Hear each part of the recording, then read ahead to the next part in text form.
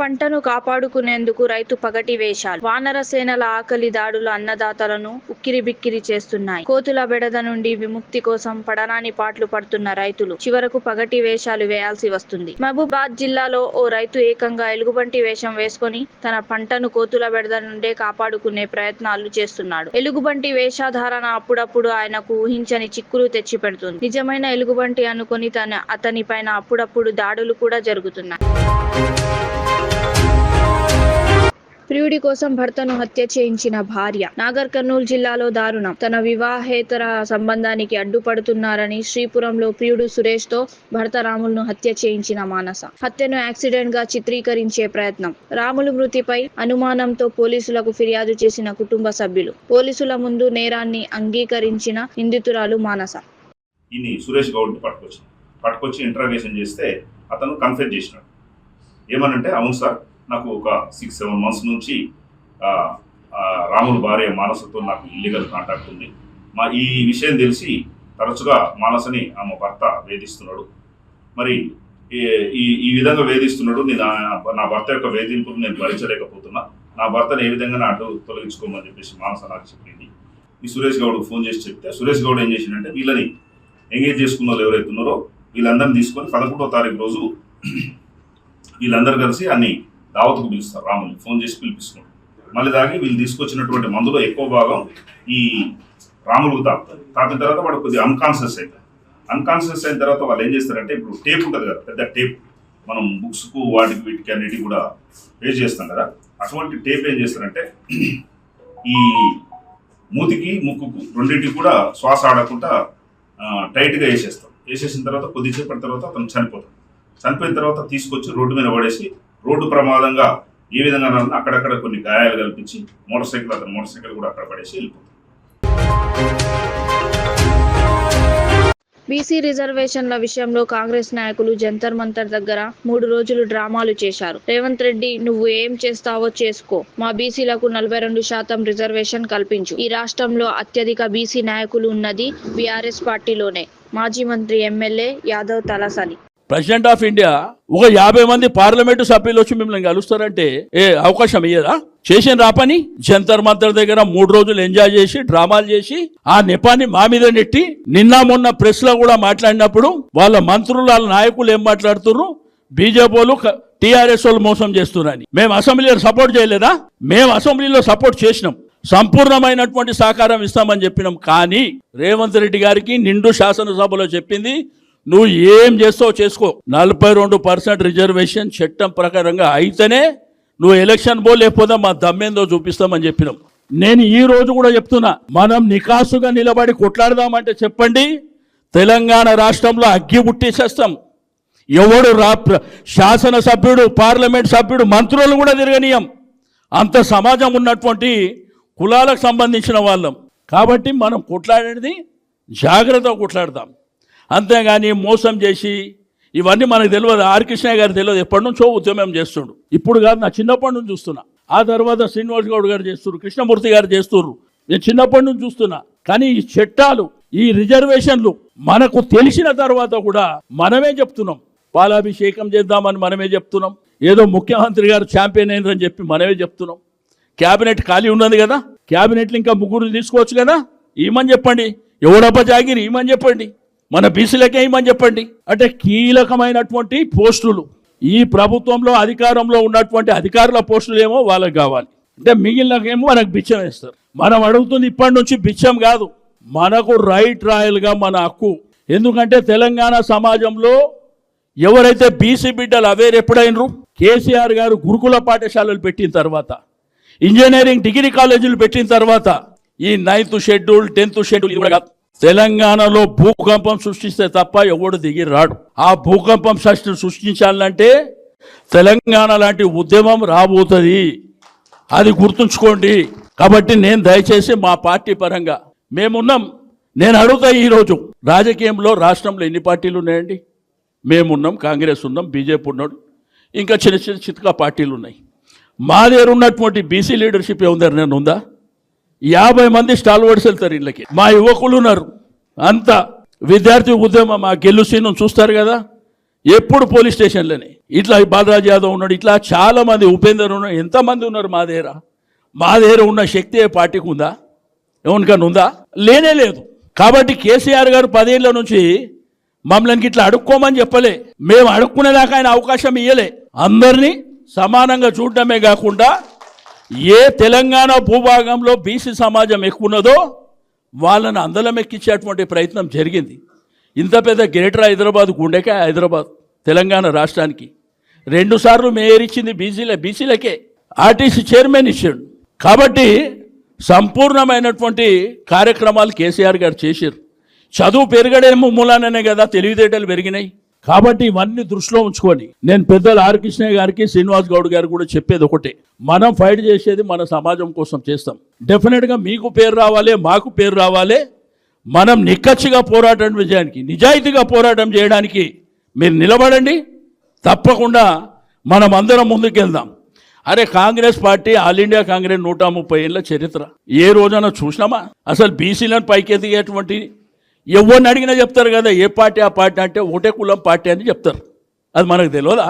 వాళ్ళకు ఉంటుంది కడుపులో ఒకటి బయట ఒకటి. కాబట్టి మన కడుపులా బయట పెట్టుకొని కోసేటువంటి ప్రయత్నం ఆడ జరుగుతుంది. కాబట్టి ఎవడో విషయం ఇచ్చేదేంది, ఎవరిని అడిగేదేంది, అడుక్కునేదేంది? తప్పకుండా సమాజాన్ని లేపుదాం, కొట్లాడదాం, కొట్లాడి సాధిద్దామని చెప్పి తెలియజేస్తూ సెలవు తీసుకుంటాం. జూబ్లీహిల్స్ నియోజకవర్గం సామాజిగూడలో కాంగ్రెస్ పార్టీ భూస్థాయి సమావేశంలో ఏఐసిసి ఇన్ఛార్జ్ మీనాక్షి నటరాజన్ గారు, పిసిసి చీఫ్ మహేష్ కుమార్ గౌడ్ గారు, సహచార మంత్రి వర్యులు తుమ్మల నాగేశ్వరరావు గారు, జూబ్లీహిల్స్ ఉప ఎన్నిక కాంగ్రెస్ పార్టీ అభ్యర్థి నవీన్ యాదవ్ గారు మరియు ఇతర ముఖ్య నేతలతో కలిసి పాల్గొనడం జరిగింది. యాదాద్రి భువనగిరి జిల్లా ఆలేరు పట్టణంలోని మార్కెట్ యార్డులో ఎఫ్పిఓ ఆధ్వర్యంలో ధాన్యం కొనుగోలు కేంద్రాన్ని ప్రారంభించడం జరిగింది. ఈ కార్యక్రమంలో ప్రభుత్వ విప్ ఆలేరు ఎమ్మెల్యే శ్రీ బీర్ల ఐలయ్య గారు, Aleru market committee chairperson Sri Ainala Chaitanya Mahender Reddy గారు తదితరులు పాల్గొన్నారు. అనారోగ్య సమస్యలు దాచి పెళ్లి చేసినందుకు చికిత్స పేరుతో భార్య హత్య. కర్ణాటకలో సంచలనం సృష్టిస్తోన్న సంఘటన. బెంగళూరులో డాక్టర్లుగా పనిచేస్తున్న కృత్రిక మహేందర్ రెడ్డి దంపతులు భార్యకు అనారోగ్య సమస్యలున్న విషయాన్ని దాచి పెళ్లి చేసినందుకు ఆగ్రహంతో రగిలిపోయిన మహేందర్ రెడ్డి భార్య కృత్రికకు అధిక మోతాదులో మత్తు ఇంజెక్షన్ ఇచ్చి హత్య చేసిన మైనం. ప్రజాప్రభుత్వ లక్ష్యం రైతు బాగుండాలి. రైతు ప్రభుత్వం ఎల్లవేళలా రైతులకు అందుబాటులో ఉంటుంది. గతేడాది కంటే 30% పంట దిగుబడి వస్తుంది అని అంచనా. ధాన్య సేకరణ కోసం అన్ని ఏర్పాట్లు చేస్తున్నాం. ఒకటే మన లక్ష్యం ఏంటంటే రైతులు బాగుండాలి. పోయిన సంవత్సరం కంటే ఈసారి 30% అధికంగా ధాన్యం వస్తుందని చెప్పి మాకు లెక్కలు. రేపు ఇవన్నీ కూడా క్యాబినెట్ లో చర్చించి రైతులకు ఈసారి ఎక్కడ ఇబ్బంది లేకుండా ధాన్య సేకరణ జరుగుతుంది. పేమెంట్ కావాలన్నా, గన్ని బ్యాగ్స్ కావాలన్నా, లారీలు కావాలన్నా ఒక ఫోన్ కొడితే మీ ఎమ్మెల్యే గారు అందుబాటులో ఉంటారు, నేను అందుబాటులో ఉంటారు, మీ చైర్మన్ గారు అందుబాటులో ఉంటారు.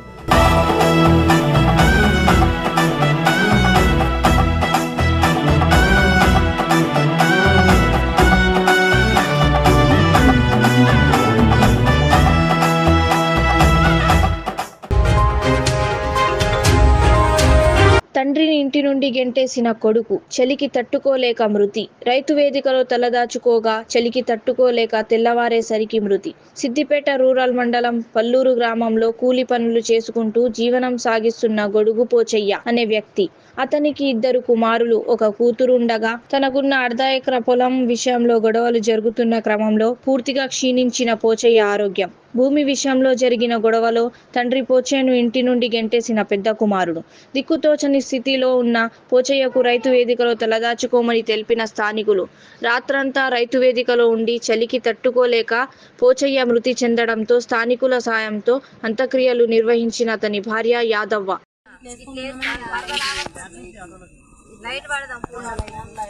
గొడుగు పోచయ్య సన్నాఫ్ నాగయ్య గారు ఆయన అనారోగ్యంతో పరిస్థితి బాగాలేక హాస్పిటల్ పాలై హాస్పిటల్ పట్టక ఇంటికి తీసుకొచ్చారు.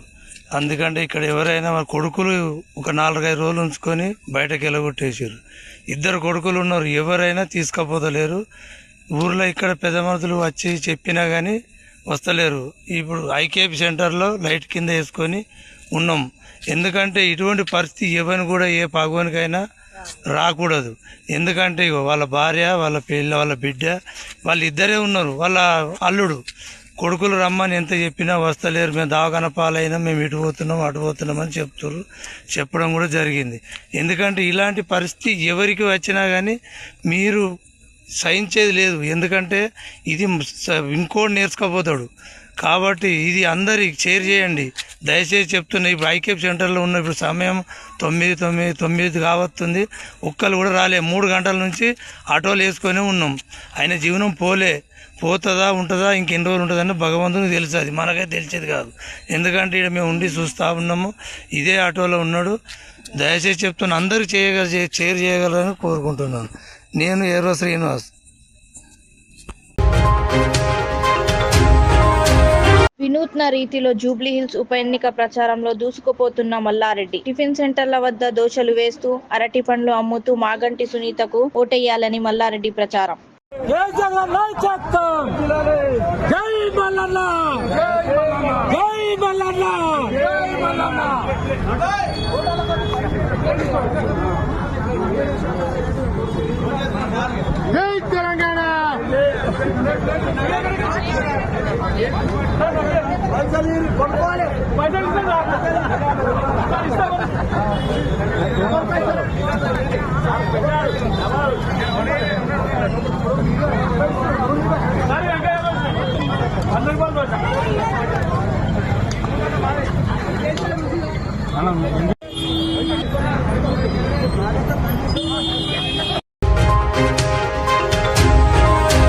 కేసీఆర్ 2 భుజాలపై ఓవైసీ బ్రదర్స్ ని పెట్టుకుని ఊరేగాడు కిషన్ రెడ్డి. కాంగ్రెస్ పార్టీ అధికారంలోకి వచ్చాక కూడా పరిస్థితి అలాగే ఉంది. మజ్లిస్ పార్టీ కనుసైగల్లో కాంగ్రెస్ పార్టీ పనిచేస్తోంది. ఈ 3 పార్టీలు కుటుంబ పార్టీలే. కేంద్ర మంత్రి కిషన్ రెడ్డి.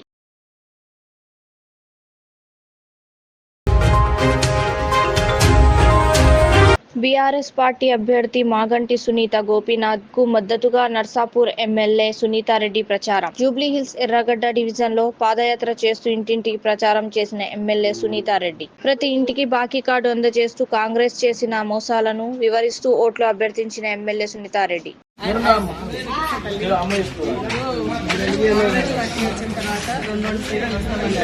మరి 2500 ఇస్తామన్నారు,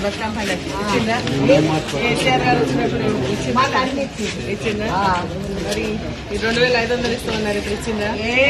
గ్యాస్ సబ్సిడీ వస్తుందా? ఇల్లు కట్టిస్తాను చదువుకునే పిల్లలకు ఆడపిల్లలకు స్కూటీలు ఇస్తామన్నారు, ఇచ్చిందా? పెన్షన్ 2000 4000 ఇస్తామన్నారు, చేసిందా? మరి ఇన్ని వేస్తామని కాంగ్రెస్ ఏం చేయలేదు. ఇప్పుడు కూడా మళ్ళీ వాళ్ళకే ఓట్లు వేద్దామా? ఎవరు మంచి చేసిండ్రు? కేసీఆర్ కారుగుట్టు కేసీఆర్ కదా సునీత మంది గెలిపించుకున్నారు. గోపీనాథ్ గారు ఎమ్మెల్యే గారు ఉండే, ఆయన ఉండే ఇంకా మంచి చేసింది. తక్కువైన మన మధ్యలో లేడీ వాళ్ళ భార్య కేసీఆర్ గారు ఆశీర్వదించారు. ఇప్పుడు సునీత మనం ఇంకెవరో కాదు, కేసీఆర్ గారు సరేనా? ములుగు జిల్లా ఏటూరు నాగారంలో మైనారిటీ కమ్యూనిటీ హాల్ ప్రారంభోత్సవం ఉన్నది. గచ్చిబౌలి ఏజీ ఆసుపత్రిలో చికిత్స పొందుతున్న ఎమ్మెల్యే ప్రేమ్ సాగర్ రావును పరామర్శించిన రేవంత్ రెడ్డి, భట్టి విక్రమార్క.